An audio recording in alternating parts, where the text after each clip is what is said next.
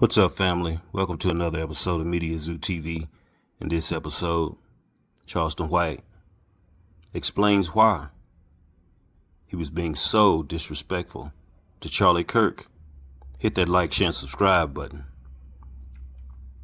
It's called satire comedy. When Charlie Kirk died, I looked up your name on Twitter, and a lot of people said that you were the Charlie Kirk for black people. There's no such thing as a Charlie Kirk for black people. No. Let me tell you why. Because I'm a black man that stopped looking at white people's problems and started looking at my people's problems. Charlie Kirk didn't look at his people's problem. He stayed looking at black people's problem as if we're the problem. We're not the problem. We don't have an impact on foreign and free trade that allow all these immigrants into the white man's country. We didn't bring them over here. We didn't bring the drugs. We didn't bring the dope. So the CIA have never, the CIA and FBI have never targeted no group of people like they have targeted black people. And even J. Edgar Hoover said there would never be a black messiah unless we make them. So they go kill all our black messiahs. So my problem with people saying Kirk is like me, he ain't stood up to the white supremacists. He ain't stood up to the skinheads. I've been standing up to the negative elements and the detriment of black people. He ain't looked to white people and said, hey, we got a bunch of white kids shooting up schools. Say we got a bunch of white kids and they babies. We lead the nation in child pedophilia and molestation of children. Hey, man, we need that Epstein list out. They say the president's name is on that list. He ain't doing that to his people. He was a talking point who spread a lot of misinformation, almost the borderline of lying. The statistics that he was using was false. Black people don't commit 50% of the murders in this country. We commit 50% of black murders, which is a small fraction compared to the Mexicans, the whites, the immigrants. So and then, homie, he challenging children. I'm challenging adults. So we are not the same. He wasn't putting his life on the line because he was talking just about black people. He never talked about nobody else as if black people are America's problem. So that's my problem with that shit. Hell, he ain't know me. I stand up to the gangbangers, the killers. I pick on the bullies of the race. He pick on the weakest of the race, the small, undeveloped brains of our children on the college level, on the entry college level. Y'all had a lot of the same points, though. No, he didn't. He was lying. He said Dr. King was a horrible man. I didn't say he was a horrible man. I say he was a whoremongering preacher. That don't make him a horrible man. Donald Trump is a whoremonger. He ain't never called him a horrible man. Donald Trump got rape allegations. Bill Clinton, rape allegations. The prince over there in rape allegation, rape allegation. So you never heard him call anybody a horrible man, but he won't say Dr. King is a horrible man. He's a lying motherfucker. Dr. King talk peace. So yeah, man. So no. So we've never said. I think with slavery, y'all both. He mentioned something about slavery. You say all the time. He said we was better off with slavery. Yeah, you say that too. He said we were better off than we are today. He a lying motherfucker. We got rights today. We were better off together. But my rhetoric and his rhetoric do not align. We were not better off as slaves when a white man can rape a black woman and be excused. But in past interviews, you did say slavery needs to come back when it's out of control. You have said that a few times. No. He's not advocating for slavery to come back. He's advocating that we were better off as black people as slaves. Okay. I'm saying we need these conditions to strengthen us as black people again. We wasn't better off. We were just stronger. We wasn't better off when we can be hung up on a tree and captured when they said we was free, and the other slave masters said, no, that's still my free. We wasn't better off. We didn't have more. Did you know Charlie Kirk before he died? No. I've seen him debate a few times, but I didn't know. I want to say, me and him was on a segment together on Alex Stein's show, on Prime Stein with Alex Stein. So I want to say we had a brief segment, but him and Alex Stein is real good friends. So, but I've never heard of him, never knew anything about him, never seen a video before he died or nothing. So I'm saying, why would we be affected by a white boy getting killed by a white boy? Why would that bother black people? It don't matter. We don't cheer it on or nothing because his rhetoric don't reach my ears. He's never came across my algorithm. You know why? He arguing with college students that don't know a mother thing. He couldn't have debated me. He couldn't have debated me. One of the biggest lies I heard him say is that Trayvon Martin hunted George Zimmerman in the middle of the night. Then another thing I heard him say that black women can't think. Black women, he can't think. But then he says, if he saw a black pilot, he wondered if he's qualified. Yeah, I see. When I see a black pilot, I say, white folk let you get this job? For him to even be at the door to get the job, he got to be qualified. It's certain tests you got to pass. So yeah, they pick you on your color, but your color don't get you in the door. Your test scores do. So nigga, they trying to make it seem like black people ain't worked to accomplish what we done accomplished. And they forget, they ain't built shit. So when I heard Charlie Kirk talking, all I heard him talk about is negative rhetoric, negative points, negative statistics about black people. What about the statistic that today's black fathers are more involved in their children's life than any other ethnicity? So why he's saying, well, single mothers now, you must forgot Southern strategy. Let's tell the whole story. We've been duped and tricked. We have never had a fair shot. You talking about redlining, Jim Crow laws. So homie, he acting like the playing field been even amongst black people and white people. But I'm telling Kirk and all this people, black people are not y'all problem. We're not building missiles like North Korea and shooting them to the shores of Canada. We didn't take your planes and run them into the building. We ain't done none of that. All the crime that white people is complaining about is black on black. Mm-hmm. There's not a high black on white crime rate. Yeah. I wish it was, because when I was a kid, every crime I committed, where the camera is?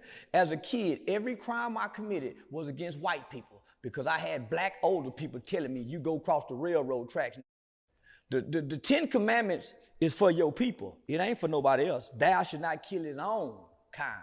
Thou should not steal from his own kind. But you can go over there and steal. You can steal from white people if you black. You can rob white people if you black. They've been robbing us because we black. So they want to try to make it color don't matter to us. Color matter to them about everything. That's why they put race in place. Mm-hmm. When race don't matter to nobody but Americans. They play race with us. It's white nationality that they embrace. They white nationalist ideologies. That's why you hear that governor of Utah say, we was hoping it was somebody else, because they really want to hate. When I saw that, when I first saw Charlie Kirk get killed, and I didn't see it, I just heard about it. I don't watch white people. I don't watch nothing white people talk about, especially politics. That's the biggest con game sham. I'm playing con, homie. I'm not a Republican. I'm a smart man. I'm not a Democrat. I don't give a fuck about being Republican or Democrat. I'm playing on both parties because both parties is dumb. All you got to know is some basic information about history and the Constitution, and you can play both sides. Because both sides are one and the same, a group of hateful old white people that are living in white fear because they know they done everybody wrong. And their greatest nightmare is one day somebody sits over them. They're losing their country and they blaming they. We ain't sent 9 grams of fentanyl across the borders that's destroying they white kids that's overdosing on fentanyl and opioids. That's true. We ain't sent now motherfucking me coronavirus disease over here to cause a wipe out of sickness. Homie, but they blaming they as if the crime bother them. Our crime do not affect white people. You know why? Because they got the prison on the stock exchange. So it ain't costing nobody no money to lock up. They making money off locking up. There go your free labor. So they complain about crime. They need this crime to keep black slaves. That's why, even if we never commit a crime, before you're born in America as a black person, you're already a criminal. You know why? Because we can line up 50 black women. How many black women are having boys? They raise their hand. Okay, all black women line up over here. We go 1, 2, 3. One of y'all boys are going to prison before they're even born. Well, who's saying that? America. Because America has a booming prison industry. And they need this prison industry. Not only that, it strips these black people of the rights we once gave them because we still need slaves for free labor. So this crime don't affect us. And it don't affect white people while you're using it as talking points. How many black women having babies? 1, 2, 3. One of y'all going to prison. You know why? Because the American statistic says 1 in every 3 black males will go to prison or be on some form of community supervision in their lifetime. It don't say maybe, it don't say well, but it says 1 in 3 will go. So who makes this shit up? We can go look at black babies. 1, 2, 3. Boy, one of these nigga babies going to prison, and there's nothing nobody can do about it. Nigga, they put this in place for this race. Prison was not put in place for nobody else, but specifically this race. Yeah, we'll put others in there, but the majority is for these people. These people pose the greatest threats to us because they might want retribution one day because we ain't never been fair to them. We ain't never been fair to them. So we got to make sure they stay where they are because our greatest fear is they get over us one day. Do you see how they do each other when they're fighting each other? Do you see some of these snippets when the 20 black guys jump on one white boy? Homie, that's their greatest fear, that it's going to be like that everywhere for them. So they make sure they put things in place years in advance because what they said was, we must do this now for future generations may not understand. The future white people is going to be way more compassionate than these people. So they're putting things in place now that their children can't even undo because they like their slaves. They know their kids grow up and like Jim. And Jim, when I grow up and I'm slave master, I'm going to let you free, Jim. Even the kids had empathy. That's why they love us today. That's why they needed a Charlie Kirk. Homie, Charlie Kirk was a puppet for white supremacy and white racist hate in the name of, I invite you to the table, but I get to edit the talking points. I invite you to the table, but I'm targeting the younger minds. It's no difference than the LGBT that puts things in Disney channels because whenever they want to build prisons, what they do is they target 3rd grade literacy tests. Who can read in the 3rd grade? Okay, we go build 2,000 more prisons based on these reading statistics because these motherfuckers going to prison. Homie, so they're targeting our children. So what did Kirk do? Because you had Glenn Beck, you had Rush Limbaugh, you had Bill O'Reilly. They could not connect with the young people the way Obama did with white young people. Mitt Romney couldn't do it. Donald Trump really couldn't do it. So they needed a figure, a young figurehead. They tried to get Aiden Ross. Aiden Ross' group is too young. That's why he got to interview the president. They needed somebody who didn't embrace the way Aiden and them did. They needed somebody that could whitewash, that could be a great white hope, that seemed like a perfect symbol. They found Charlie. Charlie liked it, he just don't love the culture. He's not indoctrinated into the culture. He has a lot of black friends. He has a lot of compassion. He's not a racist. He's a good speaker like Dr. King. He's their Dr. King. Dr. King, what they wanted him, they made him that. He was just a charismatic leader that can speak, just like Charlie. Dr. King and Charlie are political puppets and tools. They both was assassinated because they changed their talking points. Dr. King was never about integration. That's what white folks wanted, to cripple blacks' economy. Integration strips black people of everything. The fight was always about equal rights and equal protection, something we still don't have, equal rights and equal protection. They can make mockery of George Floyd. We can't make mockery of nobody. We lose our jobs. They can do the Eric Garner challenge. I can't breathe. They go viral as a police department and never lose a job. They say, hey, let's do the Trayvon Martin Skittle challenge. They lay down with the Skittles. So they can do all of this, homie, challenges. And there's no repercussions and backlash. But it is for us. For anybody that speaks against their Savior. So they've made him a God. They've made him almost like Jesus. They say he got a steel neck, that the bullet, his neck wasn't steel enough to stop the bullet. He wasn't that good where God didn't allow him to die. He was just a mortal man with flaws and sins, just like every other man. He wasn't no different, just like Dr. King. When he died, people celebrated. Good. They celebrated when George Floyd died. Yeah. White people celebrated when George Floyd. I didn't celebrate because he don't mean nothing to me.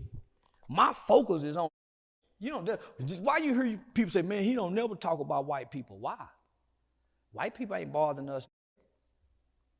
I had to tell it today on a live, homie, there's been 2 black boys found hanging. Why me and you on here talking with nappy hair about this white man and he was killed by a white man? Why? So Charlie Kirk was given a few $1 million from an old white man to go out into America and win the hearts of young Americans for this Trump election. That's why you're hearing him saying his voice will echo for future generations. They needed a great white hope. Too many of their great white hopes was dancing the tune in the sounds of their niggas. They last great white hopes, other than the old ones like Rush Limbaugh, Bill O'Reilly, so they couldn't use them, homie. That's why you don't see them on Fox News. They went and got Charlie Kirk. They went and got Aiden Ross. They got Alex Stein, and they use these non-racist, non-hateful-hearted Caucasian guys in the name of standing in Christianity, but they even hung us in the name of Christianity. You said if he would have went to a HBCU, it wouldn't have happened. He'll still be alive.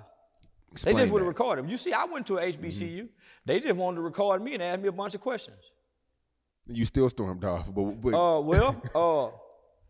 because, homie, my time is valuable.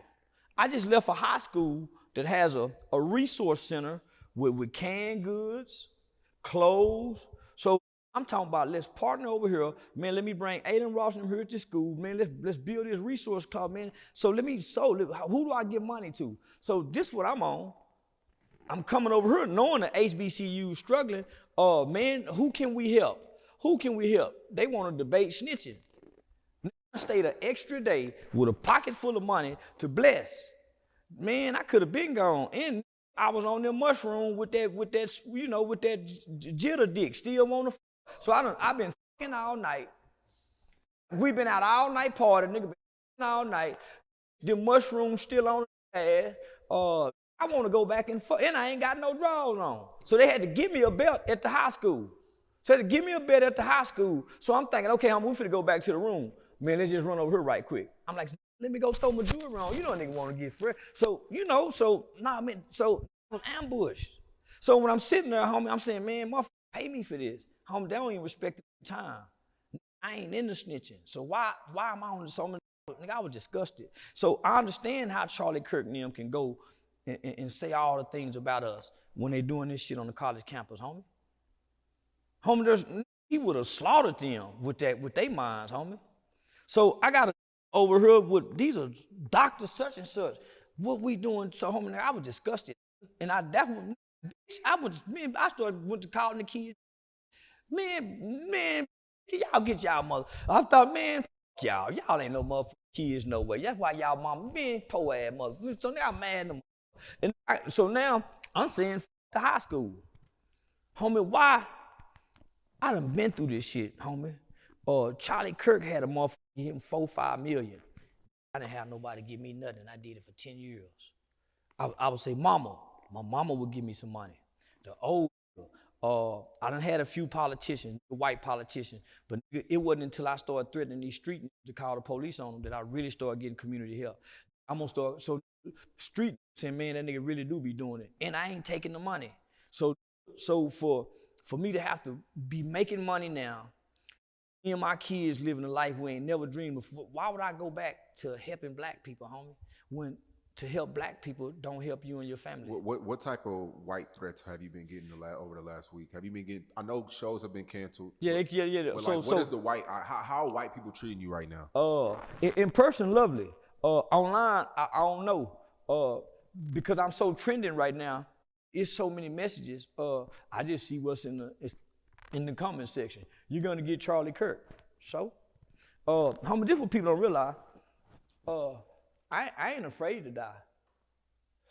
Because I ask people, who tricked us into believing that death is a bad thing and everything has to die?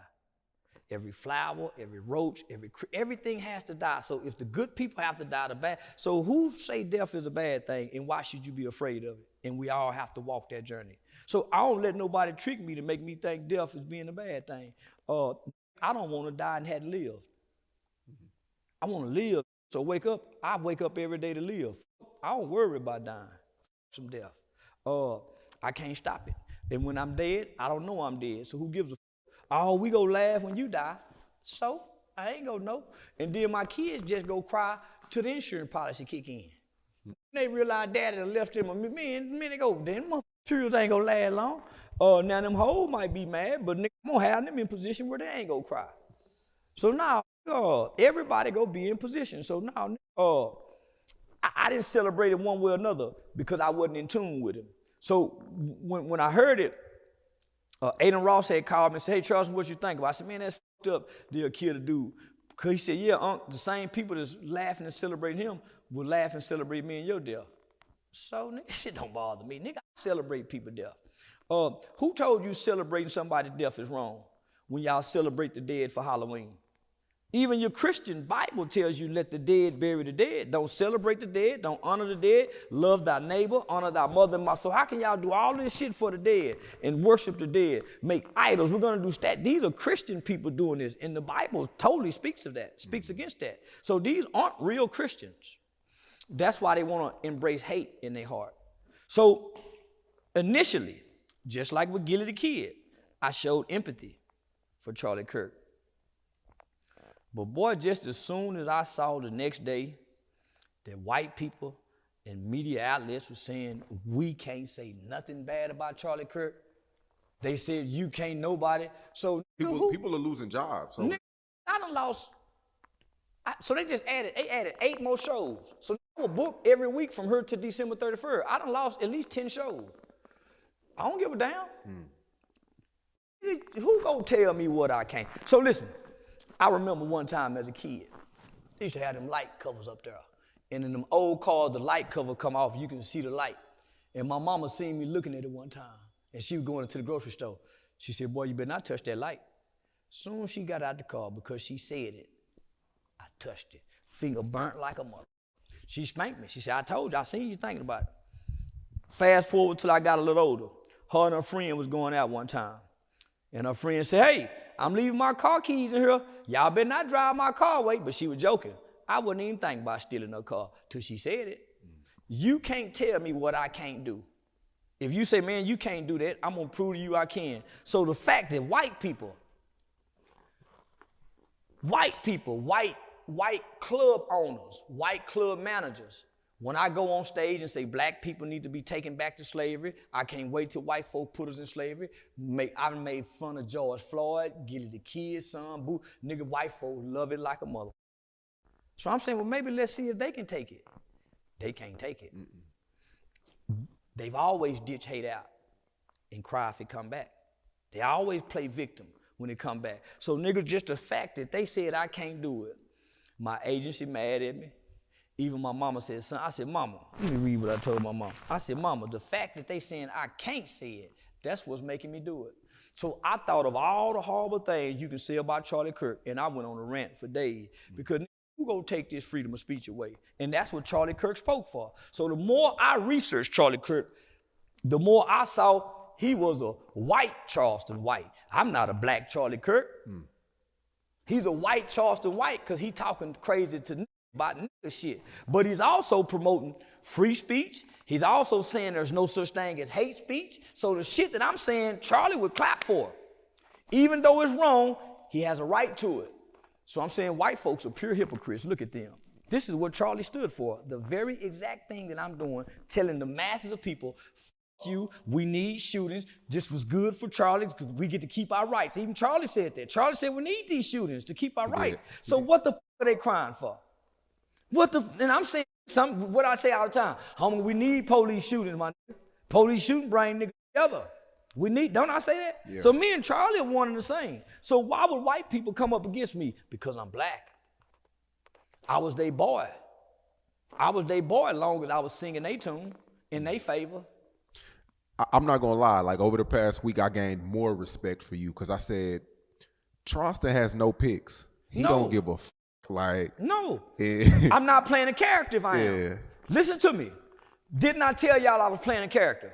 If I have picks, then that mean I've been lying. I'm not playing a character. They fell in love with the Mackin, man. If I'm telling you I'm playing a character online, and y'all believed it at first until I said something about Charlie. Now it's personal. So everybody I made it personal to say he's not playing a character. But long as I don't make it personal, oh man, he's playing it. Oh man, he's wild and funny. So if I decided to go along with everybody and not speak on Charlie in the way that I did, then I've been lying. I'm not playing a character. I'm really playing a character. Half the shit I said about Charlie, I don't even mean. I'm just now starting to learn more and more about Charlie. As a matter of fact, one of Charlie's good friends, Alex Stein, texted me, said, man, I'm at the funeral, and told me, man, Alex said, man, and Alex Stein is a good friend of mine. His dad, how many of these white Jewish people that got a love for niggas? His daddy was been a bail bomber for 50 years. No Pops, no Billy Ray Maddox, no the Douglases, the men, no everybody, Bobby Reed, no everybody. They out and gamble with the sheriff, and so that was my bail bondsman. Alex Stein, daddy, that's my bail bondsman every time I go to jail. I ain't gotta come with no money or nothing, nigga. The judge, so they started giving me no bonds because Alex Stein daddy was getting me out with no money. At first, I was using money to get out. They hit me with a $90,000. Alex Stein daddy started getting me out with no money. So they ain't like that. So that's why I started getting hit with the no bond. So these are my friends. Aiden Ross is my friend. So when I said that, homie, I hurt my friends. Just like I done said some shit about black people that hurt some friends. When I said some shit about Gilly's son, then my mama. When I said something about Lil Ronnie's son, my mom and family. So it's no difference. But I'm saying, man, who care about what I say? Look at what humans do to one another. So I'm saying, look at all these white people want to hate. They want to hate. But they were so disappointed when they find out they can't hate their own, because they will not hate their own. They will not hate their own. So I had to have some empathy, because niggas, some people I know is attached to them, and my words is affecting them. So Alex sent a message to Sane and Dewberry. Said, man, tell Charleston, man, you know, Charlie was a good guy, and he really loved black people. He said, man, so I trust what Alex say. Alex personally know him. So, but I don't mean I'm gonna stop. It's a character, and it's a method to the madness. I'm standing on free speech no matter what I'm saying. There's no hate in my heart. I don't mean it. Somebody is white, man, I don't mean that. And then this what got me. I'm saying white people done turned hateful. This is an instance where black people, no white people ever show compassion. In a police shooting, black people are unforgiving, just like these white people. We won't forgive nobody. We saying off with the head. We want to punish white people.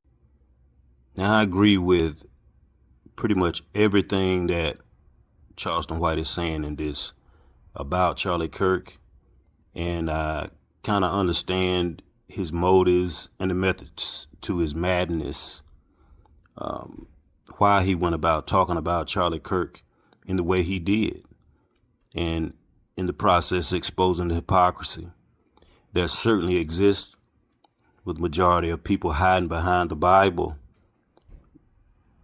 and being very hateful in the Lord's name. But let me know what you all think in the comments.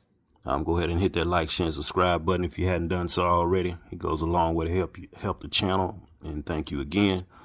And as always, remember to put God first, stay engaged, and stay informed. Peace.